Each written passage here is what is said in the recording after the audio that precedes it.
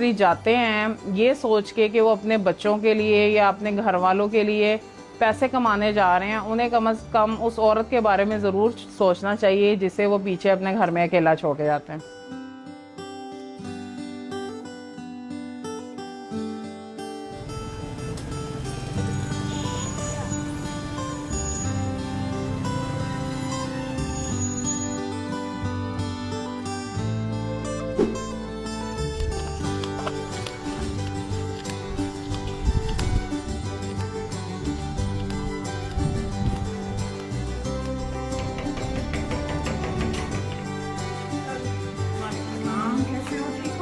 मेरे मियाँ जिस वक्त हमारी शादी हुई तो उस वक्त वो मेडिकल रैप की जॉब करते थे। बिल तरतीब मेरे 5 बच्चे पैदा हुए, 3 बेटियां हैं, 2 बेटे हैं मेरे सबसे छोटे बेटे की पैदाइश के बाद मेरे मियाँ जो हैं वो आउट ऑफ कंट्री गए इटली के लिए, लेकिन ये उस वक्त वीज़ा प्रोसेस नहीं थे, वो इलीगल तरीके से बॉर्डर क्रॉस करके तुर्की के रास्ते यूनान और यूनान से फिर आगे इटली के लिए गए, और इस सारे प्रोसेस में उन्हें तकरीबन 2 साल का टाइम लग गया था।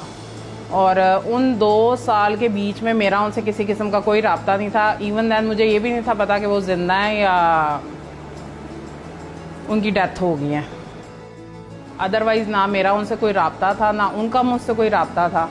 कुछ हालात इस तरह के क्रिएट हो गए, कुछ प्रॉब्लम्स इस तरह की बन गई उनकी गैर मौजूदगी में। फिर बच्चों को सरवाइव करने के लिए, अपने घर को चलाने के लिए मैंने खुद जॉब की, इंतहाई कम पैसों से जॉब शुरू की। किराए के घर में रहती थी मैं, और बहुत मुश्किल सिचुएशन थी ये। जिस वक्त वो बाहर गए हैं तो मेरे घर का शायद 6 माह का रेंट बाकी था, तो मैंने घर शिफ्ट करना था। उन्होंने मुझे नोटिस दे दिया घर खाली करने के लिए, तो मैंने वो घर शिफ्ट करना था। तो मेरे मालिक मकानों ने मुझे सामान नहीं उठाने दिया था। सुबह 8-9 बजे मैंने उनको स्कूल भेज के मैंने जॉब पे चले जाना। मेरी गैर मौजूदगी में बच्चों ने घर आना, कभी उनके लिए खाना बना होता था, कभी वो खुद कुछ कच्चा पका के गुजारा कर लेती थी। शाम को मैंने फिर आना, आके कुकिंग करनी, उनको खाना पका के खिलाना, उनका होमवर्क देखना, घर के बाकी काम देखने। उस वक्त मेरी उम्र यही कोई 30-31 साल होगी, और इस एज में अमूमन हमारी सोसाइटी में लड़कियों की शादियां होती हैं, और मैं उस वक्त 5 बच्चों को लेके जीने की कोशिश कर रही थी। कोरोना के बाद जिस वक्त वो ऑफिस ओपन हुआ तो जिस जगह पे मैं जॉब करती थी वो सेटअप क्लोज़ हो गया। जिस वक्त वो सेटअप क्लोज़ हो गया तो 1 साल मैंने इंतहाई मुश्किल में गुजारा।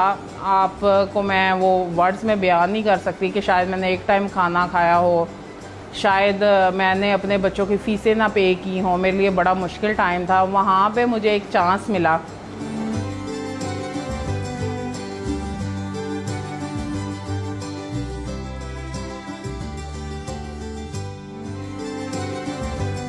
कि मुझे एक इन्वेस्टर मेरे साथ आए। उन्होंने मुझे ये ऑफ़र की कि अगर इस बिज़नेस में पैसे मैं इन्वेस्ट करता हूँ तो इस बिज़नेस की मैनेजमेंट को लेके आप चलेंगे।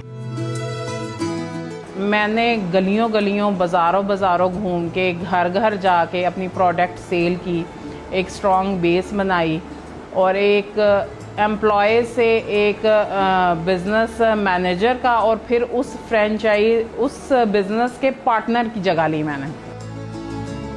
मेरा फूड बिज़नेस का एक्सपीरियंस वैसे तो ज़ीरो था, लेकिन चूँकि मैं एक फ़ीमेल हूँ और घर में खाने पकाने में अच्छी खासी महारत है, तो मुझे उस ऑप्शन में कुछ जान महसूस हुई। और मेरा यही सेटअप है कि जो माशाल्लाह मुझे इतना सपोर्ट कर रहा है कि मैं अपनी एक बेटी को लीगल वे पे आउट कंट्री के स्टडी वीज़ा पे भिजवा रही हूँ, जो कि कभी मेरे जैसी औरत के लिए एक ख्वाब हुआ करता था या एक नामुमकिन चीज़ हुआ करती थी, लेकिन अब मैंने उस ख्वाब को भी पूरा कर दिखाया है। मैं स्पाइसी बिल्कुल कम। जिस वक्त मैंने ये सेटअप स्टार्ट किया उस वक्त मेरे हस्बैंड का कोई इसमें हेल्प आउट नहीं था, उनके अभी पेपर्स ही नहीं बने थे। मेरा उनसे कांटेक्ट हो चुका था, लेकिन उस वक्त तक उनके पेपर्स नहीं बने थे, वो वहाँ पे काम नहीं कर सकते थे, बल्कि वो फिज़िकली और मेंटली जो उन्होंने वहाँ पे बहुत मुश्किल हालात देखे उसकी वजह से डिस्टर्ब थे।